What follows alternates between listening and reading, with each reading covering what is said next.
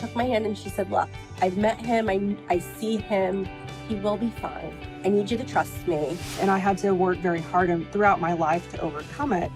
But that anxiety drives me to be successful. We've got to eradicate the words "you need to" and "you should" is a way that you're pushing these kids back, causing more avoidance, more anxiety, and it just keeps perpetuating. I am all about crossing the bridge, being a confident social verbal communicator, and having goals to talk when they are ready.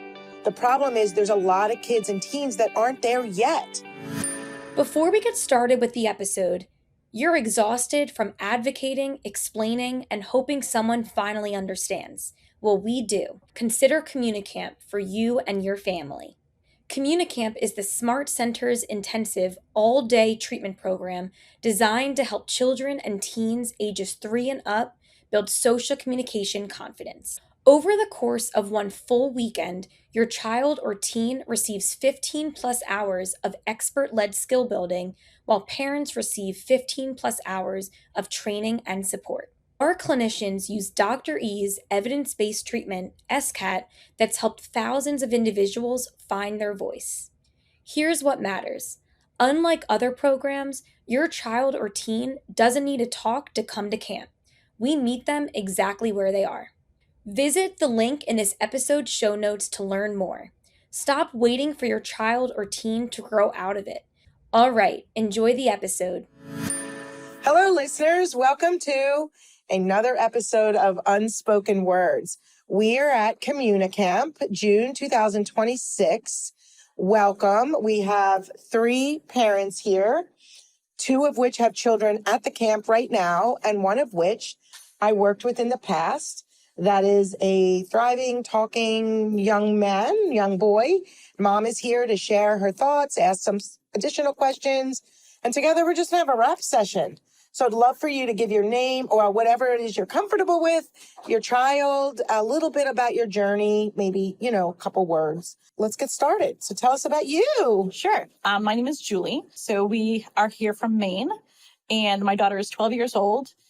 She's had selective mutism that we can see from when she was little, but we didn't get a diagnosis until last year. So we've just started the journey of learning about a selective mutism and finding what's going to work to help her through. Oh, wow. Okay. You just learned about this last year. It's interesting. Layla, who was on the panel, I treated her as a teen and you saw her up there. So she came to us as like what did she say? 12 or 13, 14, something like that. Yeah. 14. Yeah. And so she had been kind of not sure what to do for years. And so when you come later, it's a different type of presentation. Yes. But thank you for being here and trusting us, and excited to work with you guys. Thank you so much for having us here. Oh, of course.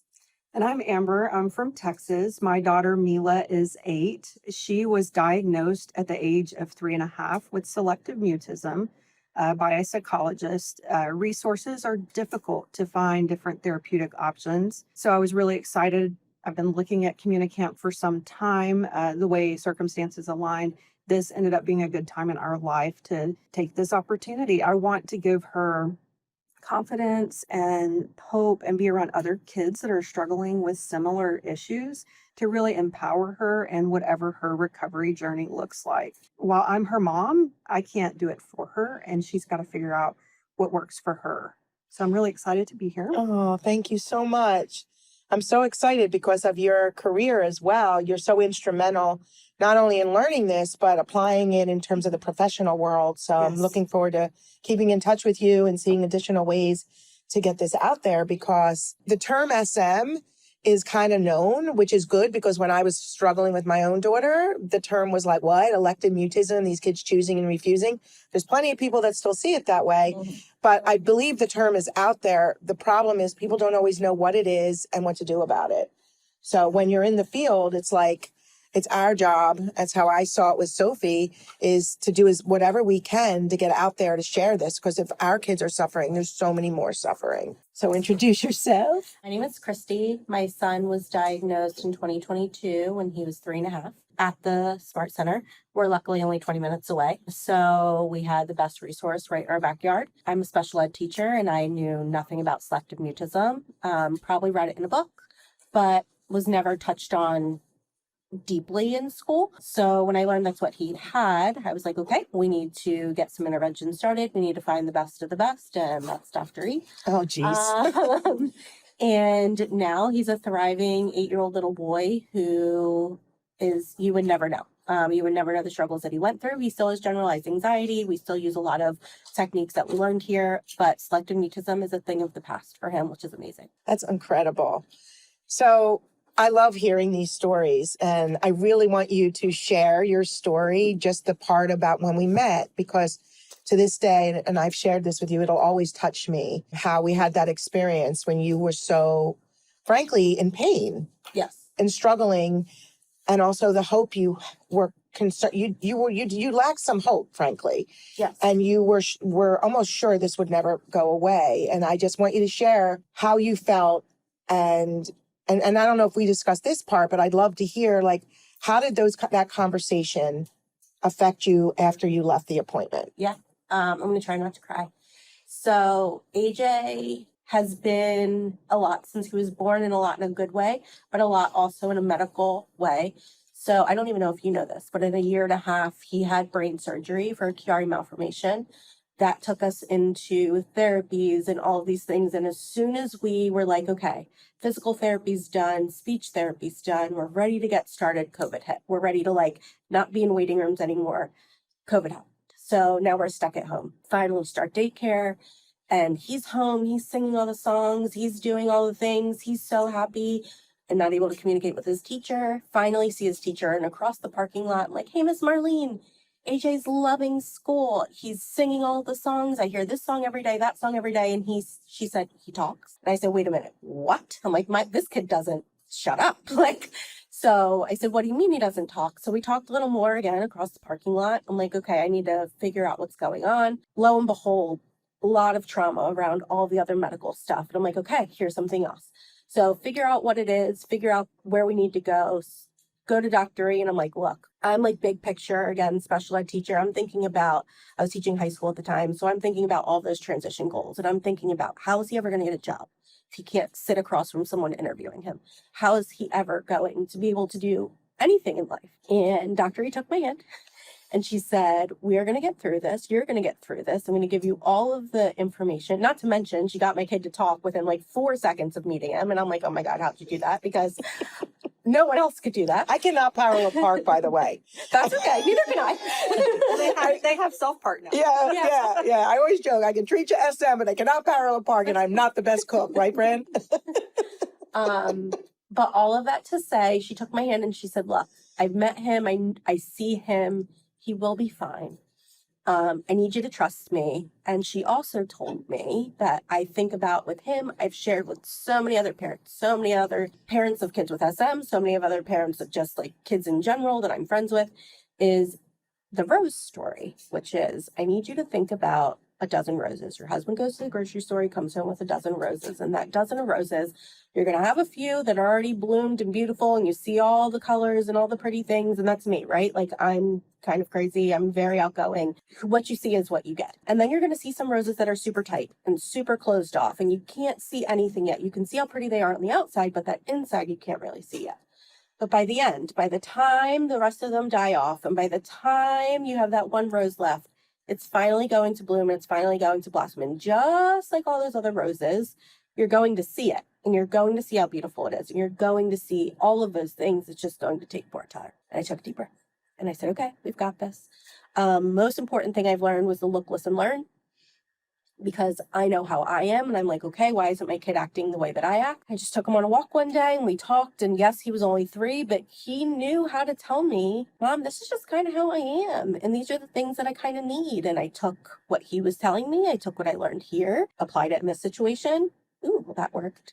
Applied it in this situation. Okay, that didn't work. But applied it over here and it worked. And I just took all the pieces that worked and I kept applying them and kept using them. And now his teacher at the end of this year, his 2nd grade teacher, said, I don't think the novel of an email that you wrote me with the 47 attachments from the Smart Center needs to be sent to his 3rd grade teacher.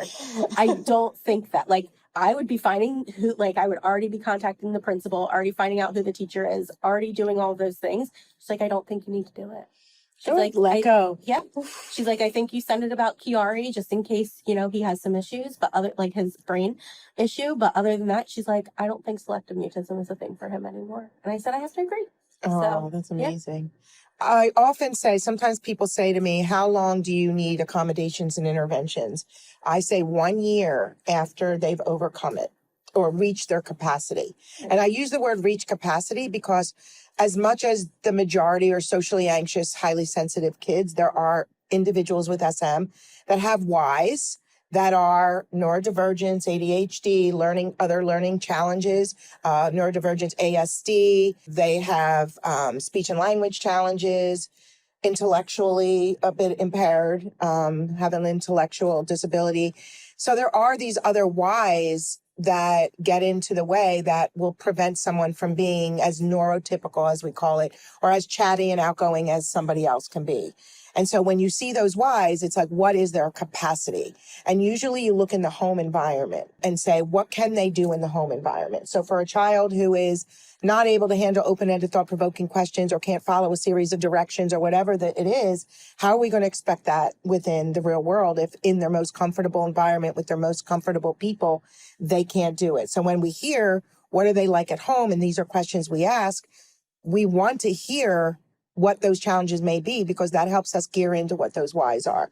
So for AJ, he didn't have a lot of those other Ys, and he can be a conversational, engaging, initiative, elaborative, expressive guy, but not all kids can. So they may still lack some speech and language skills that need continued accommodations. That's not treatment didn't work.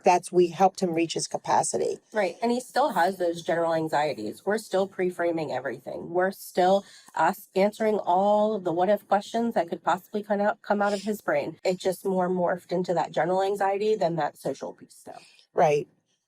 No, that's good that you're able to see that. And hopefully he'll get some help for the generalized anxiety. Also, the more, you guys all know this, the smarter you are, the higher your IQ, the more you anxiety. Oh, yeah. You can touch on that. Oh, absolutely. Struggling with SM back in 1985, there was no such thing. I had to figure out what worked for me without the luxury of any therapy resources. And I had to work very hard throughout my life to overcome it. But that anxiety drives me to be successful. So I have gone over the years through college, medical school, adult and child psychiatry residency. Now I'm a chief medical officer for a local mental health authority in Texas, which is the third largest in Texas. So when I was a kid, I never would have thought I would be in this position now. So it does work, it does help, and you have to really work on it throughout the lifespan. It's not something that just goes away. But that anxiety, if you can channel it into a successful type of anxiety, it's very powerful. Yeah, no, thank you. It really is. And that's why even when they're little, you look at, is there generalized anxiety? Are there specific phobias?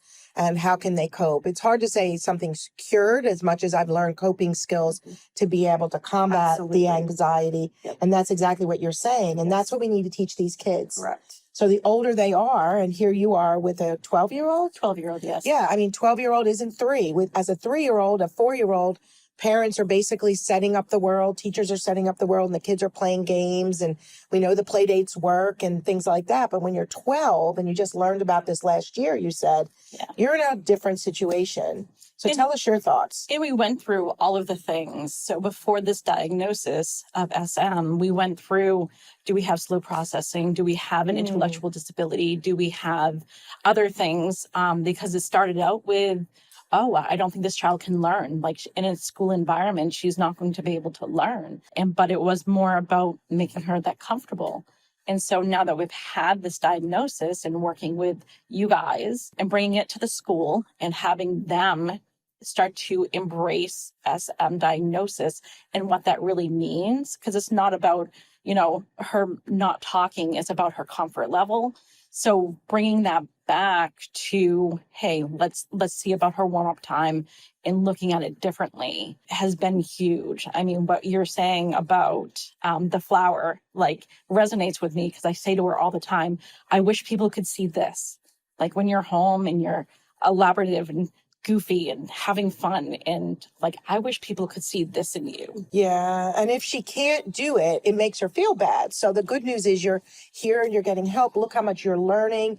These are the things we want to tell kids that, you know, at camp when you're here is, I'm really excited. I'm learning a lot of ways, learning a lot of information in ways that I can help you.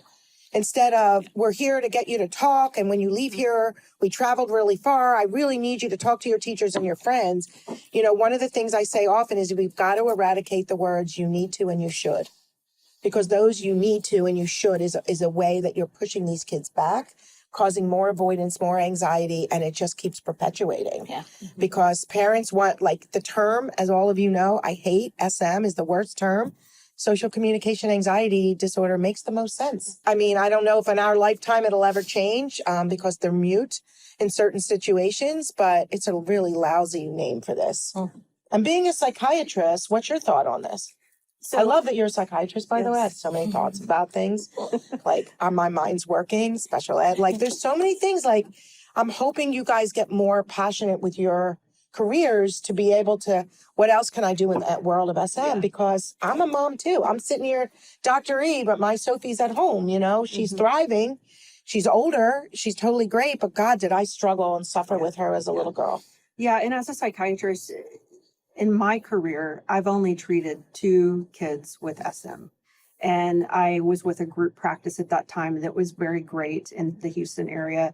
And we were able to get them on the right track.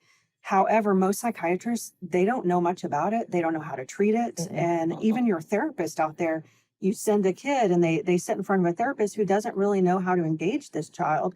And it's a waste of time. The kid's not going to talk, and they stare at each other and draw some pictures.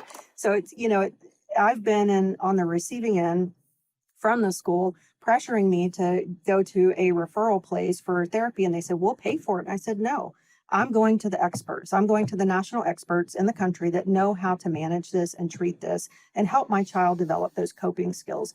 So it has been a bit of a fight with our school, and me advocating as her parent, but also as a psychiatrist. And I know what's best for my child.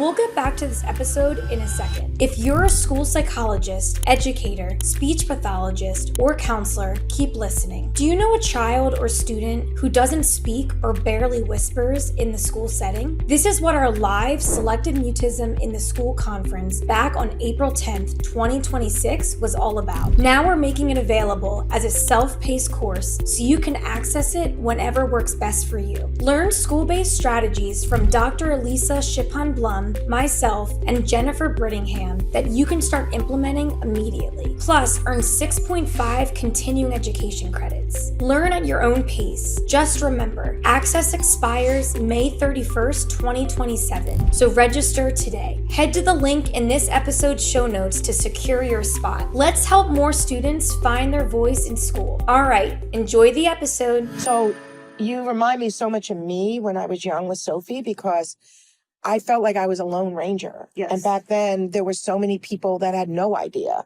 And I just saw things so different. And when I started the nonprofit, it was because I was trying to bring awareness. I saw this outgoing, precocious little girl at home, but the world didn't see her. She'd be in a fetal position in the back of a car. And the school's like, well, something's wrong. And then, we think she's severely intellectually impaired. She's most likely going to be, not in a regular school. My God. And you've got to go with your gut as a professional. Yes. But how many people are not experts in their field or in the medical or psychological field? And even a lot of the psychologists back then, they still saw it as choosing. As a choice. Yeah, and there are some now. There are some wonderful clinicians out there, but there's too many people out there that see this as just be brave and courageous to talk when they're not there yet. And I want our listeners to understand that. I am all about crossing the bridge, being a confident social verbal communicator, and having goals to talk, going up, initiating, hi, do you have this blank in a store? Or I'll have chocolate, ice cream with sprinkles, and having that as a goal when they are ready. The problem is there's a lot of kids and teens that aren't there yet. And so you have to know where they are and meet them there. And if you can use that bridge, guys, and understand where their starting point is, it's like these kids take a breath of fresh air. It's like the air's let out of the balloon. Oh my, that makes sense. And then you see that like, wow, I am on the bridge. I can do these things. And then you see confidence rise, and then you begin to move them with how we talk to our kids. I know I talk a lot. No, but you said chocolate ice cream and it made me think of Chick-fil-A. So that all has to come back to AJ and SM. So one of the things we started with him was going out, and he was not even close to being able to order or anything like that. But if you don't know, if you get a kid's meal at Chick-fil-A and you don't want the toy, as long as it's not open, you bring it back, you get ice cream, and you can get ice cream instead. So I was like, okay, buddy, you're going to start at least coming up with me to the counter, and you're going to hand the toy back. I'll do all the talking. You're going to give the toy back to the worker. So it started as that. It then progressed into me asking him, like, yes, me saying, okay, he would like ice cream instead of the toy, and then me looking at him saying a cup or a cone, and him responding cup or cone. At this point, if you want ice cream, kid, you get up and you go get it. And now he does. But that took 3 years. So were we able to start exactly where the guide says to? No. But I started where he was comfortable. If that was standing at my side, maybe a little bit behind me, and he was at least able to hand that over, and at first it wasn't even to the hand, it was on the counter, then that's where we started. I did feel pressure in the beginning to start exactly where we should, but then I quickly learned that where we should start is where he was comfortable, and that's where we were going to see the success, and we have. So Yeah, and his confidence is soaring. Mm-hmm. What are some thoughts? What are some questions? This is a very open-ended forum, and I want to be able to like address some of the things that are on your minds. Sure. So one of the things that we're about to transition to is middle school. So we're going from a small elementary school to bringing on 4 other small elementary schools into middle school together. So what are some strategies that we can do over the summer to help to prepare for this big transition? So how big was her school and her class now? About 65 to 70 kids. And how many were in her class? And in her class was anywhere, because she did transition between classrooms, so somewhere between 20 to 25 kids. Okay. Did she have kids in school that she was verbal with or comfortable with and verbal with? Only in small groups. Okay, Either so she one-on-one or was. small groups, yes. Okay, so she had some buddies, and are they transitioning as well? They are not. Oh, why not? So- So that's messing up my plan. So she has a lot of her friends are a year behind her in school. So what we've done is Big shot roles. What big shot roles can we create now into the school clubs activities where she's a big shot? And we've had to work with schools to say, I mean, I had chess players, jugglers, badminton players. I've had, I mean, you name it, anime clubs. What is it that she's strong with that could be a confidence booster? Remember, well, you weren't here yesterday, but the parent education part, I was going over comfort, connection, confidence. Those 3 pillars have to be there to be a confident social verbal communicator. And when one of them is lacking, you can only get so far with those people. Mhm. So if you don't have the connection, the comfort with some kids and the connection, now that's different than you're in a reading group and I can read to that child, which is what it sounds like. You don't have to be besties, but to build confidence, you need some besties if you have the capability of having a bestie. But it sounds like she does well with younger kids, at least now. I'd be doing story time at the library because she reads well. I'd be maybe, if she loves animals, animal shelters, going, helping out. She's old enough to have these real big confidence boosters. That is fuel for everything else. Taking her areas of interest. If she's strong in a specific subject, that's important. So these are things you can do behind the scenes and work with them. But also opportunities to walk the halls this summer as much as you can. So we're in a school right now at camp, like walk in the halls, getting an idea what classes she will have so she can go from room to room and see them. Walk the halls, talk with her, let her map it out, look online, where's the bathrooms, where's the cafeteria, kind of get all the things like out. Like what can we do to prevent a mystery on day one? Mm-hmm. Walk the halls. What's her bus? Is she going on the bus? Potentially. Okay. That's still up in the air with her comfortability of if we're going to be looking at pickup or the bus. So I would say, what can we do to ease her anxiety but still be successful as the school year starts? If the bus is like a 5 out of 5, remember I talk about rating and grading feelings and trusting children. Even as young as 3.5, AJ understood his feelings. And you have to utilize their feelings. You can't look at them and go, oh, you're not afraid of that. You can't do that to a child because for whatever reason they are. And if we dismiss their feelings, what we're going to end up doing is causing a barrier between us. And so the more that we can connect, I understand that's really scary for you. Let's come up with a compromise. Maybe in the beginning, you drive. If so there's no kids she knows. So we've started at the end, like midway through this year, doing lunch bunches at school with some of her peers that are in her class. And that did start to help some. But are any going to the new school? Yes. Okay, so Yes. I would work with those kids over the summer. I would reach out to the new school, see if there's opportunities, 1, to walk the halls. Number 2, to find out in advance, because of her diagnosis, you have that ammunition, to be able to meet her teachers whenever that's possible, even if it's FaceTime over the summer. That will help with comfort. And you're working with us clinically on a Correct, regular yes. basis, right?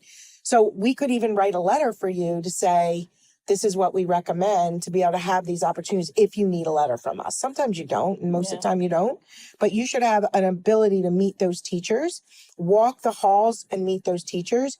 If there's children that are going to be able to be in her class, to go with them to meet the teachers. It's often better to be with a friend than by yourself meeting the teachers, even if it's a sibling, I'm not sure, but bringing a sibling with you, or, just to be able to have someone that it's not all about you. And you don't want it to be like, we're here to do interview questions. It's more to get to know them, to feel comfortable, to look at the room, to maybe see where you could sit. What can we do to solve those mysteries over the summer? And find those areas of interest so that you can talk to the school about clubs, activities, and those are some of the things. And over the summer, they may not be able to tell you a lot, but if you can just do social as much as possible over the summer with kids that will be in her school, the better off you're going to be. Excellent. That's very helpful. Thank you. Because that was like totally off the cuff, right? But it's all about how do we help them feel comfortable. Comfort doesn't mean you're a loose noodle accomplishing goals and you have to be that loose noodle-ish to do any goals. No, it just means you've got to have a comfortability to set the stage and to be able to talk with your friends and have a conversation, not even your friends yet, but be able to have a relationship with someone. There has to be a reason to connect. So areas of interest, if you love chess, play chess. I give the example of the juggler. I talk about this a lot. I'll never forget. It was quite a few years ago. He was also older, in middle school, going into he was upper school, but he worked with the younger kids first. So he did juggling in school and started a juggling club. Did I ever tell you this story? It's one of my favorite stories. I have rock climber stories, but what we did is we found, what do you love? And this particular boy was in the circus. They had like a circus in their area. So he loved juggling, and he was a juggler, and he was juggling, and he felt so good about himself because most people can't juggle. And so we started a juggling club. And so the juggling club, he's sent out letters and wanted members, but he felt most comfortable because we talked about it. It wasn't like, all right, start your juggling club. Let's have a juggling. He was most comfortable with younger kids. So we started with middle schoolers. And once that juggling club with the middle schoolers that he led, he got questions back and forth that started through email because he wasn't as comfortable talking yet.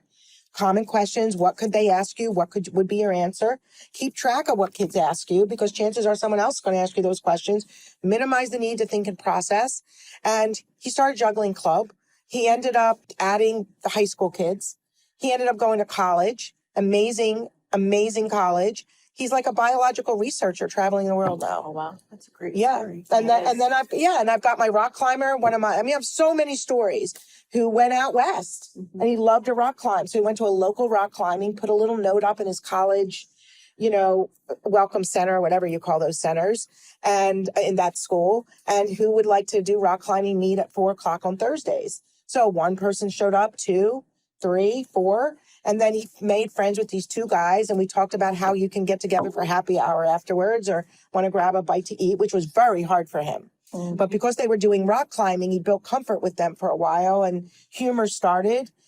They ended up going on to, listen, I'd be a mess, like, if my kids were rock climbers. So I was like, oh, can't you find something else that's on the ground? Yeah. But he ended up going and doing, like, spring break with these two other guys. They were his besties. Nice. So it's not just go up to someone and become friends. What common interest? Everybody finds their people through their interests. Even in this field, like, we're talking, we're connecting, but it's over our common interest of selective mutism. Absolutely. Yeah. Yeah.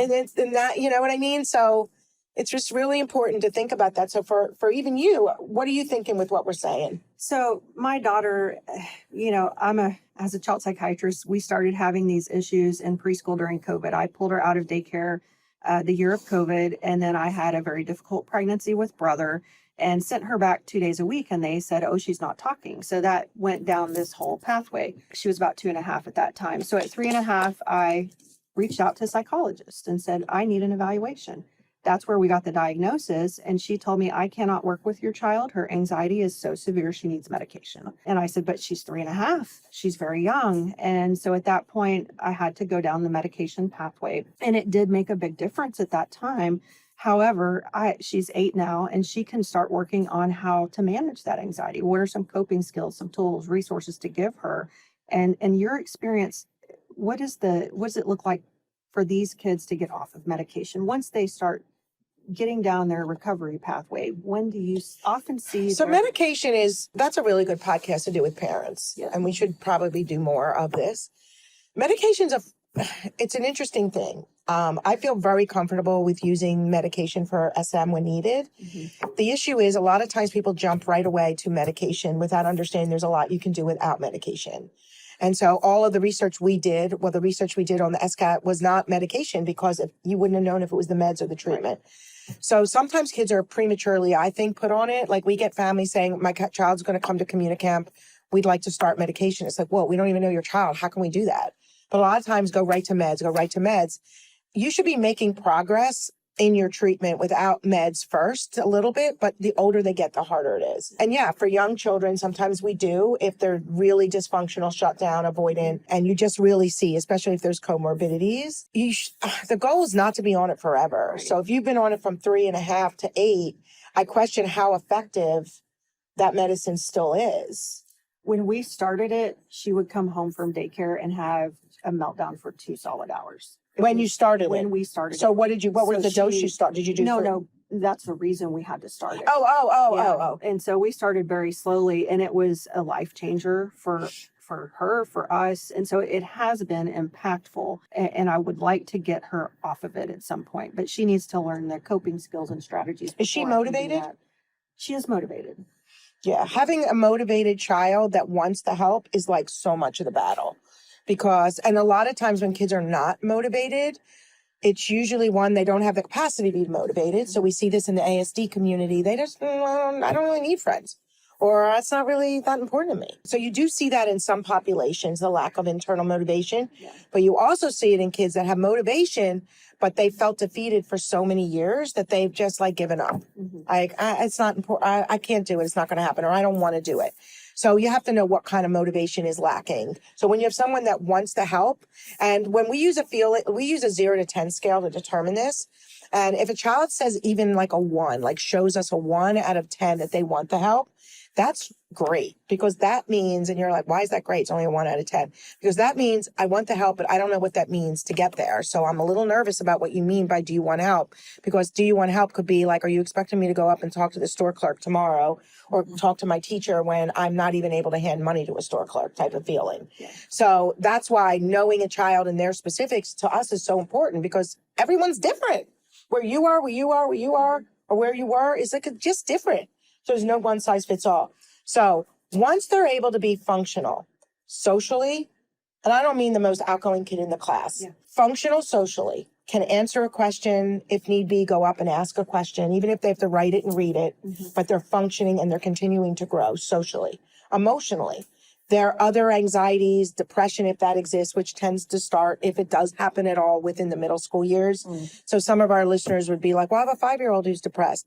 Perhaps you do, but in my world of SM in 30 some years, I keep saying that because it's true of the world I was living in, and anxiety. And I was very drawn to anxiety as a doctor. And so I was always interested in it. I've never seen, except for 2 cases, a depressed child, and those 2 cases were like an 11 and 12-year-old.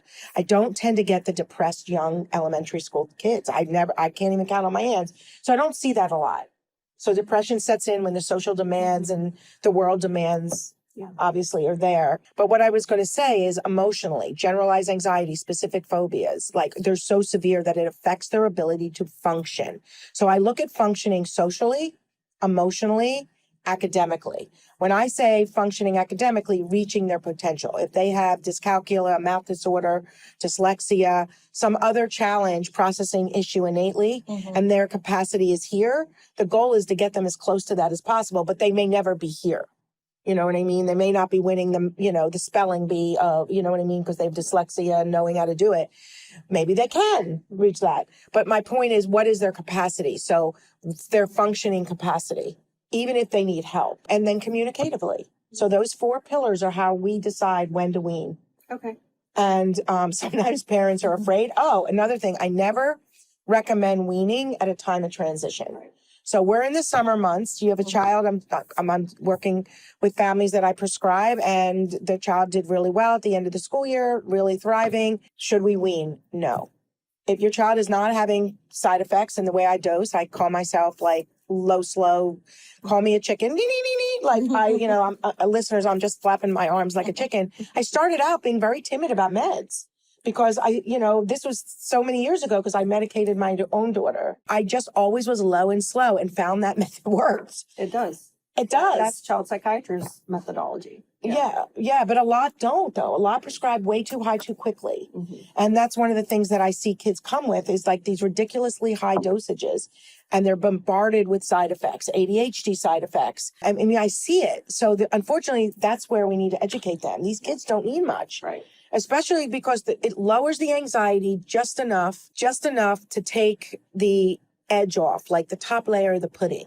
You take it off. And then you do the skills. You build the skills, your strategies, the interventions, they can accomplish it. So the answer to your question after a long explanation is to help her become the most functioning socially, emotionally, academically, and communicatively so that we can slowly wean.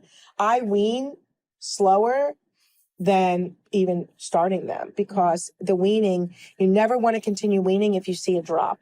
Most kids you don't because they built the skills and the parents have learned the skills and the teachers were educating the teachers. So that's in a long breath.